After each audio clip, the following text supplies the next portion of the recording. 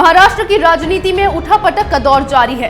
अलग अलग पार्टी के नेताओं ने मंत्री की शपथ तो ले ली, लेकिन किसको कौन सा मंत्रालय मिलेगा यह अभी तक तय नहीं हो पाया है।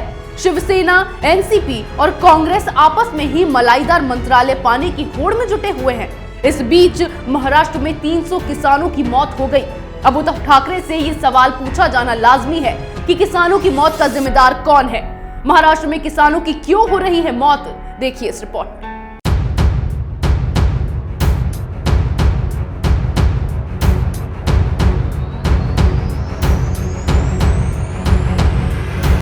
महाराष्ट्र में मंत्रालय को लेकर राजनीतिक दलों में उठापटक हो रही है। किसी को इस बात की चिंता नहीं है कि राज्य में किसान आत्महत्या कर रहे हैं। गठबंधन में शामिल तीनों ही पार्टियों को देखकर तो ऐसा लग रहा था कि सब बस अपना उल्लू सीधा करने में लगे थे।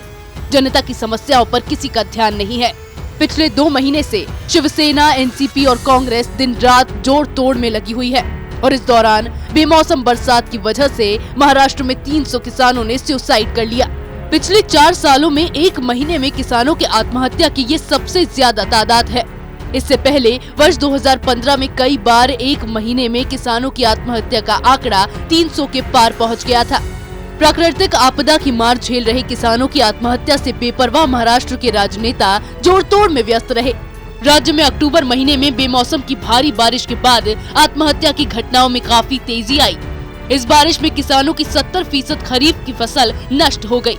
अंतिम बार वर्ष 2015 में राज्य में किसानों की आत्महत्या का आंकड़ा 300 के पार पहुंचा था, जिस वक्त बीजेपी और शिवसेना की गठबंधन वाली सरकार राज्य में थी। वहीं पिछले साल अक्टूबर से नवंबर के बीच आत्महत्या की घटनाओं में 61% की तेजी आई। सबसे चौंका देने वाली बात तो ये है कि राज्य में सूखा प्रभावित मराठवाड़ा इलाके में नवंबर महीने में सबसे ज्यादा 120 आत्महत्या के मामले और विदर्भ में 112 मामले दर्ज किए गए। गौर करने वाली बात ये है कि विदर्भ इलाके से ही किसानों की आत्महत्या की सबसे ज्यादा खबरें आती रही हैं। किसानों की आत्महत्या में अचानक आई इस तेजी की वजह से जनवरी से नवंबर 2019 के बीच 11 महीने में आत्महत्या के मामलों में पिछले साल इसी अवधि के दौरान हुई घटनाओं से ज्यादा है। वर्ष 2019 में कुल 2532 आत्महत्या के मामले आए, जबकि वर्ष 2018 में यह आंकड़ा 2518 था। अनुमान के मुताबिक बेमौसम की बारिश से राज्य के 1 करोड़ किसान प्रभावित हुए, जो स्वीडन की कुल जनसंख्या के बराबर है। यह राज्य के कुल किसानों की संख्या का 2/3 है। इसमें से करीब 44 लाख किसान मराठवाड़ा इलाके में रहने वाले हैं। अब राज्य सरकार इन किसानों को मुआवजा दे रही है, लेकिन सवाल यहाँ ये है कि जब सरकार के सामने किसानों की आत्महत्या का यह आंकड़ा है, तो फिर भी इसका कोई हल क्यों नहीं निकाला गया।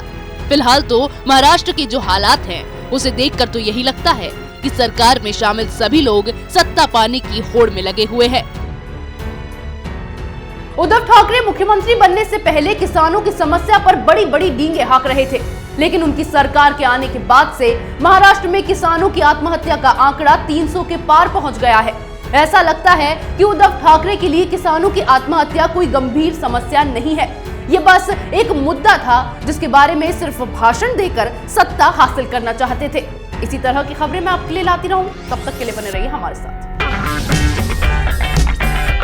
अगर आपको हमारा वीडियो पसंद आया हो तो इसे लाइक करें, हमारे चैनल को सब्सक्राइब करें और हाँ, बेल आइकन दबाना ना भूलें, ताकि आप तक हमारे वीडियो की नोटिफिकेशन पहुंचती रहे। आप अपना सुझाव हमें कमेंट बॉक्स में दे सकते हैं। हमारे साथ जुड़ने के लिए शुक्रिया।